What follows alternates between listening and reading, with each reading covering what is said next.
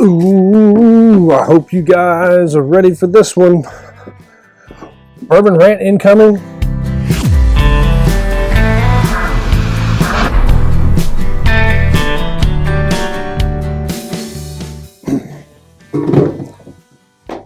It's time for a rant. It's been a while. I was told I didn't know what I was talking about. People said I was full of it. I was right. They were wrong. Stick around and find out what the hell I'm talking about.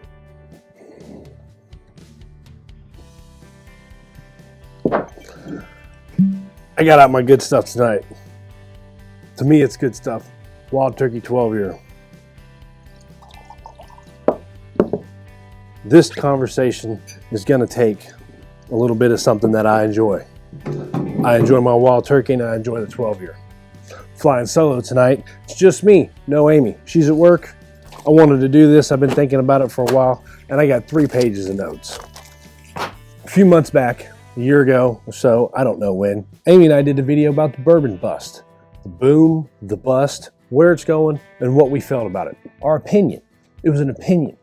We don't know what the fuck we're talking about. We're just fucking drinkers. We do this shit for fun.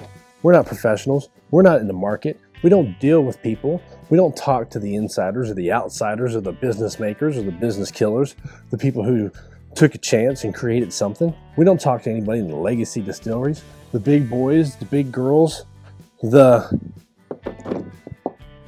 hold on a minute, Amy's calling.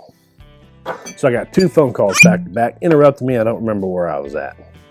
So back to the turkey, back to the 12-year, and back to the rant, and I don't know where I was. I'm just gonna start from here. A couple months, years ago, Amy and I did a video, Dave did a video. We talked about the bourbon bust, the boom after COVID, the bust that's coming. All our opinions, all that stuff that I said earlier, and none of it was based on any facts from anybody. It was just what we seen and what we thought. And Dave made one like it, and we had some broke dick motherfucker that I had never seen or heard before posted my video and then posted Dave's video and talk shit about we don't know what the fuck we're talking about. I can't remember who he was because he was some no-name fuckface, pretty much just like us, that has some busted ass camera system and some bullshit YouTube crap, no different than we do, because hell, fuck, who am I? I'm not important. I don't matter. I'm not better than anybody else. But that son of a bitch called us out like we're fucking dumb. We didn't know what we were talking about, and I let it go because Amy told me to.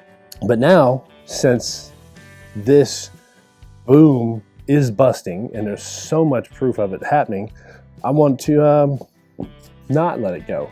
Unfortunately, I don't remember who the little bastard was. That's the end of talking about that dude, but there were others that didn't make a video about it, but they said shit to me personally, face to face, in events we've gone to or things we've done, and they told me, oh, you don't know what you're talking about. There ain't nothing wrong with this, blah, blah, blah, blah, blah, blah, blah, blah, bullshit.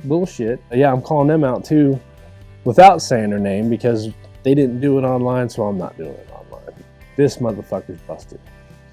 The bourbon market is taking a shit.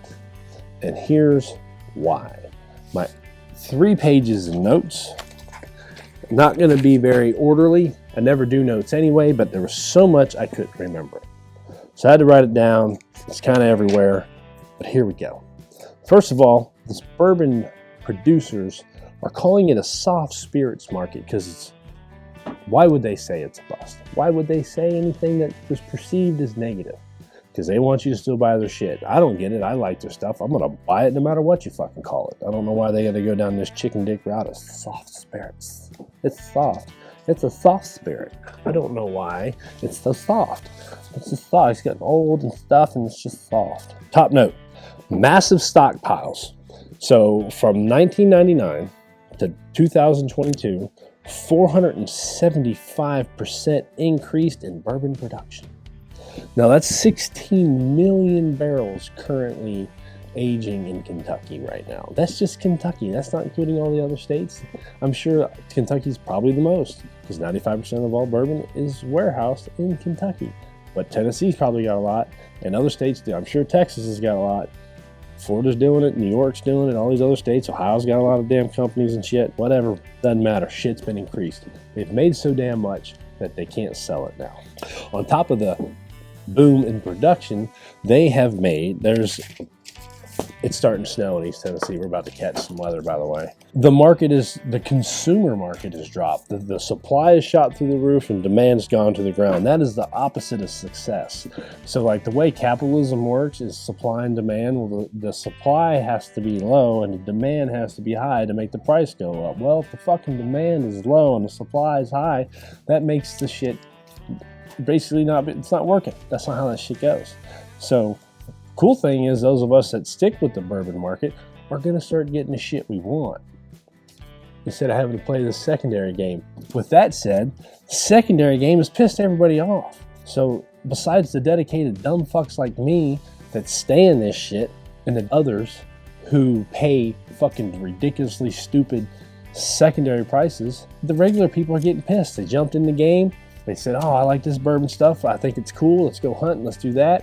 This, all I can get is the regular everyday shelfer because the stores hide them in the back or only sell them secondary, or they only give it to the bourbon list people, which I take advantage of. I'm on a list. I'm #1 last year at North Shore, and I get the opportunities to do that. On top of that, slower consumer demand based on the fact that the secondary market's pissed a lot of people off. The common buyer that wants to try something fun and cool. You can't find Blanton's on the shelf anymore. You can't find any Wellers. No damn sure ain't gonna get a Pappy. Most of the great Heaven Hill stuff's not there. You know, the Russell Reserve high end's not there. You can't get damn Jack Daniels anymore unless it's old #7, and we all know that's ass. People aren't, they're just getting in, getting out. They're done. They're not playing that bourbon game no more. Also, Gen Z, a bunch of pussies, they don't like liquor. It's not even like the 70s where people just stopped drinking the brown whiskey because that's what grandpa drank and I don't want to be like him. And we started drinking white liquor like vodka and gin and rum and shit. These fucking vaginas of Gen Z, they just want to smoke weed, get high, sit in their grandma's basement and not do anything for life. So they don't want it, and they want healthier options, which means we're not drinking alcohol at all. They're probably fucking drinking their goddamn kombucha. Bunch of bitches. All right, of course, one thing that's, I think's good for our country, they're trade tariffs. Trade tariffs are fucking killing whiskey. And why is that? Because Canada's got their fucking pussy hurt and they don't want to buy any whiskey because it's not good for them. Because our country sat here and got butt fucked by Canada for years with paying tariffs to them but not getting any in return. Now Canada wants to decide that we're going to drink shitty whiskey and drink nothing but Crown and Canadian Club. So let them drink shitty whiskey, but it's killing ours because 85% of the Canadian market is done. No, I was going to write down which provinces weren't buying it anymore, but it's pretty much fucking all of them. Canada is committed to drinking shitty whiskey and not anything good anymore. So that's gone. On top of that, China's 7% of that market's gone. I don't know. I didn't see anything on India, which I didn't look up, but I'm sure it's not doing well either. And Canada, China, and India were the biggest exporters of American whiskey. Also, I did see that the actual Canadian people, the normal people that don't have a say or the media doesn't cover, they're really pissed off about it and they're fucking rushing to buy because what they're not telling you, and they showed on the news, is that they're pulling all the shit off the shelves. Well, that was fucking clickbait bullshit. They're not pulling the shit off the shelves. Only Toronto pulled the shit off their shelves and stuck to it. So kudos to them for having a set of nuts and doing what they said they were going to do. But the rest of fucking Canada is selling their stock, which they have a lot of. So they're still selling the shit. They're just not buying anymore. And all them fucking Canadians up there that don't want to drink their fucking moose piss whiskey is fucking rushing to buy all the American whiskey they can because they know it's way fucking better than that dog shit Canadian Club, Crown Royal, Seagram 7, fucking whatever the fuck. They ain't drinking that trash, and good for them. But sorry for the Canadian people that are getting misrepresented by their shitty ass government and the stupid fucking news, and they want this stuff. But they also don't realize that their country wants to try to fuck us the whole time and not pay any tariffs while we pay a bunch of tariffs for their fucking maple syrup and shit, which we can get from Vermont. All right, this has nothing really to do with busting, but it's not good, doesn't look good. Uncle Nearest is in federal receivership, but that's not because of anything to do with the market. That has more to do with shitty business practices. They have $100 million in defaulted loans, and I look into it and see that, they built millions of dollars worth of houses instead of fucking putting the money back into their fucking company. We're wasting it or just not getting the goddamn loan to begin with. So yeah, that was stupid on their part, but it's not a good look for the industry. We all heard Jim Beam has closed their main still in Claremont, which is the biggest fucking still they got, and they're doing their experimental distillery, the Freddie No, Booker No, whatever fuck No distillery. They're doing that, And there are other little small ones, but that's not going to keep up with the fucking the demand of Jim Beam. Jim Beam's the largest producer of any whiskey, American whiskey. That ain't fucking happening no more. And that's sold all over the world. And it's not going to hurt now because they got the stocks they got. Well, 5-6 years when Jim Beam's white label trash is hitting the time to be bottled and sold, there aren't going to be any because they didn't fucking make any for a year. So that's going to hurt later. So Brown-Forman has had their own cooperage, probably the only company to make their own barrels for every drop of whiskey they ever made since 1945, and they fucking sold it. They sold that company because they wanted to consolidate their business practices, and they sold that shit to Independent Stave. So now Independent Stave, the biggest fucking barrel company in the world that had a barrel shortage a few years ago, is probably hurting themselves, which I should have looked up where they're standing, but I didn't. They had a barrel shortage for years, so I bet you they don't now. So Brown-Forman, in January of 2025, cut 12% of their employee numbers. So they dropped 650 people. Now remember, Brown-Forman owns Woodford Reserve, Jack Daniels, and Old Forester. And there may be Old Ones, I don't fucking know. So, and they also sold off their early times to Sazerac, which I don't know if that had anything to do with it. That was probably before all this shit happened, but they still did it. Blah, blah, blah. Page 2. MGP. Another very large producer of whiskey in this country. Their stock in November of 2022 was $122.05, which is a lot for fucking whiskey. I imagine that's a pretty good stock number too. They have dropped 19% in sales, which is a 33% loss of income, which is $130.1 million. That was last year. That was 2025. They had $130.9 million loss last fucking year. I'm sure most of you understand that MGP is the biggest supplier of sourced whiskey in the country. They are the biggest supplier to the NDPs. What does that tell you? That tells you that NDPs aren't fucking buying their shit because they can't sell the shit they got. Now, there's a lot of great craft distilleries out there, or I guess they're not craft distilleries because they ain't distilling shit, they're buying it. There's a lot of small companies out there that were buying it and blending it and doing their own thing that were pretty good. Well, I don't think they're going to fucking make it. Along with a lot of these craft distilleries out there, talk about Whiskey Thief, I think they're going to make it because they're doing shit right and they have a fucking great product. But I'm pretty sure LF Heritage Distilling Company, which I was a big supporter of, I don't feel like they're going to make it. I didn't look them up, but I probably should have, but I go ahead and look them up. You're probably going to learn some shit about them that unfortunately I don't feel like they're going to make it. I hope they do. And I enjoyed their stuff, and I think Darren was a great dude. I don't feel like LF's going to make it. Go look and see. Make your own choice on that. So MGP has officially announced cutbacks and lowering the amount of whiskey put away this year, which put away means new whiskey going in barrels are going to be aged. So they're cutting their production. They're not making, I'm sure they're making it, they're just not making as much as they had in the past, which again, not going to help them now because they got a bunch of shit sitting on the shelves they already made years ago, expecting it to keep increasing and not having this knowing that this bust was coming, which they should have fucking known. This was all based on COVID, and it's a return from the fucking 80s and 90s, 70s, 80s, and 90s. It was creeping. COVID hit, it shot through the fucking roof. Like, oh, we got to keep making more, and that was dumb. So they did that. Next, I didn't know this at all. Love Wild Turkey. Wild Turkey, one of my favorite beverages to drink. I love it. It's good shit. Even Long Branch, I like it. You know, most people hate Long Branch, but it's good stuff. Everything in Wild Turkey makes great to me. So who owns Wild Turkey? Campari owns Wild Turkey. They haven't made an official statement, but they had an 8% loss for 2025.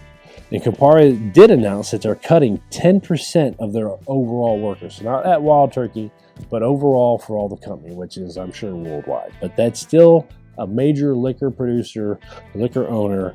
They're cutting 500 workers from their roles.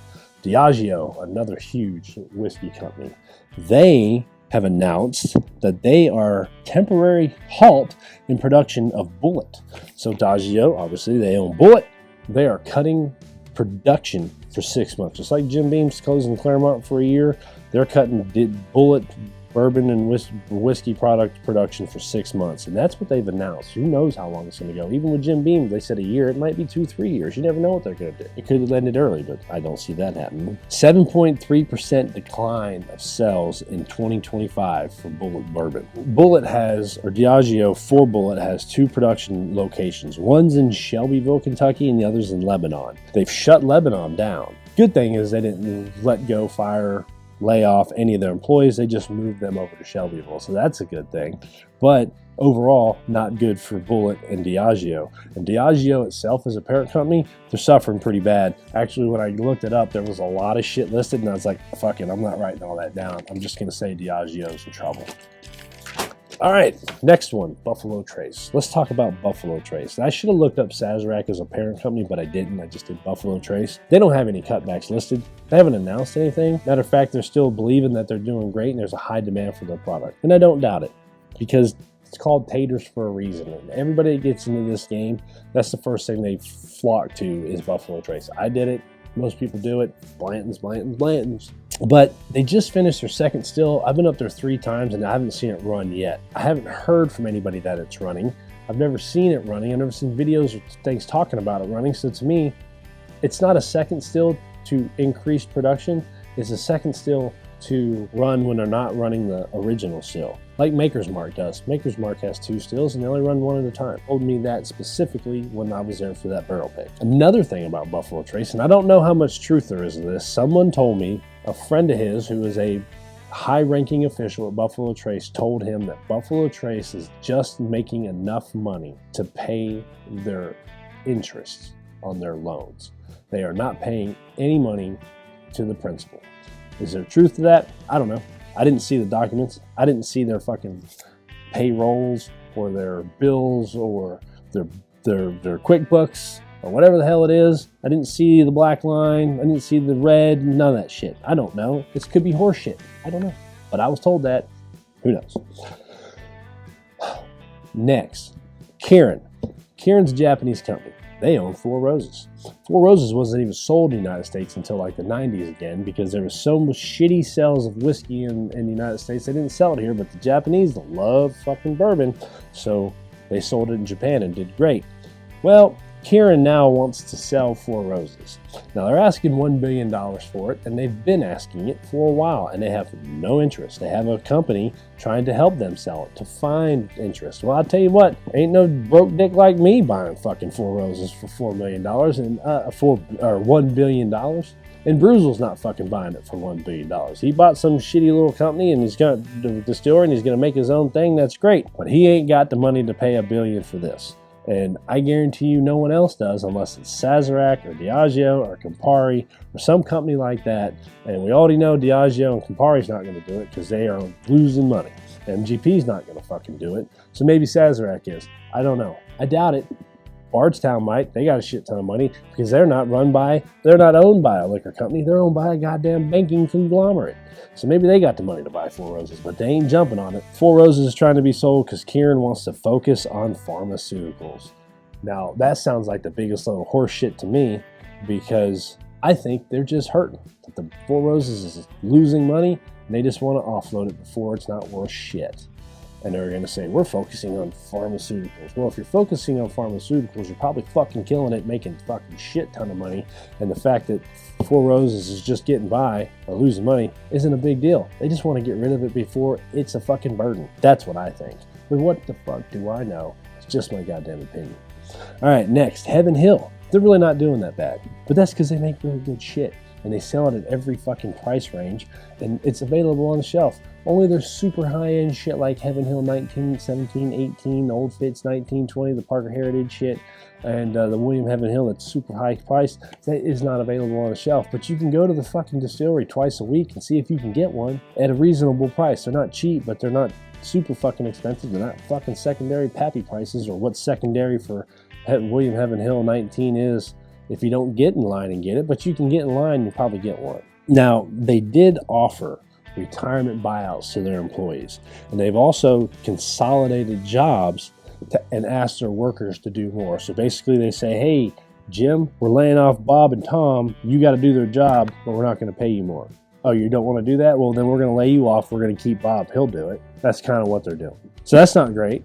They're streamlining their operations. Good for them. They're the company. They can decide to do that. That's how shit works in this world. All right, next one. Suntory, the company that owns Maker's Mark and Jim Beam. We already know what Jim Beam's fucking doing. Here's another sign of the times that shit's going wrong. Why would a CEO resign from their company? Not because they're making a shit ton of money. Because the fucking business is failing. So the board said you're done, or he doesn't want to deal with the stress that comes with it. And the official word is that he resigned because of industry challenges. Well, that sounds like the industry's sucking. Like I said, he wouldn't do that if there wasn't problems. So he's out because Maker's Mark is probably struggling, and Jim Beam is definitely struggling because they shut down their fucking still. Now, Maker's Mark hasn't had any announcements of struggling, but they had a loss of sales last year also. Basically, that's my 3 pages of notes. My point being is, I was right. Everybody else that told me I was stupid was wrong, is fucking wrong. Other bourbon channels out there, not Dave, because Dave also said that this shit was kind of heading this way, or at least had speculation in it. A lot of other channels, a lot of other fucking channels made fucking videos and said, there's no bust, everything's fine, nothing's going downhill, everybody's doing great, everybody still wants it, it's a great market, blah, blah, horse shit, bullshit, fucking horse shit. Now look at it. The same fucking cock-banging, ass-licking motherfuckers are on damn YouTube right now posting videos about the bust, but they got no nutsack to go back on the video and say, oh yeah, I said it wasn't going nowhere, well, I was wrong. We're Deck Night on the Rocks, and we ain't got a problem saying we're wrong. This time I'm right. I was right the whole damn time. Shit's been coming, and no one wanted to listen to me. Cheers to you for being wrong. I'm right. When I say you, I don't mean you guys watching. Appreciate you guys watching. Thanks for coming on the deck, sharing a sip with me, which I haven't done. I've been running my mouth the whole time, and talking about this bust coming. So go out there, watch all those videos of the guys talking about the bust. See if any of them actually mention the fact that they said that it wasn't going to happen, and give them a comment. Say, I thought you said this wasn't going to happen. Homer was right. So that's it. I got nothing else to rant about. It was the longest rant I've ever had. I did this without Amy on purpose, because she would just sit here and stare at me the whole time. And I want to try it on my own. Jonathan, one of our great members, said, hey, you should do Amy's videos with just Amy. See how that goes. And I asked Amy, and she's like, no, I'm not doing that. But she does. She said, I do the shorts. So she does do the short videos on her own, which is good. You just stick with that. Maybe I'll do more like this. I'll do like the fat electrician. I'll be like, turn the light on. Today we're going to talk about the bourbon bust. Shit like that. You know, maybe get some rants. What do y'all think? Probably like 17 people are going to watch this because Amy's not sitting here. So those 17 of you that watch this video to the end, should I do more like this? Should I find topics that are controversial or just bourbon related? Maybe bourbon history. Talk about Colonel Taylor and the history of Buffalo Trace and Stag and Brown Foreman. And there's some cool stuff out there. Let me know what you think. Comment below. Like, subscribe, comment, share. Hit that hype button and follow if you haven't. Go to our X and Twitters and Instagrams and TikToks and like that shit. And yeah, I think that's it. Appreciate you guys. Cheers. Keep sipping.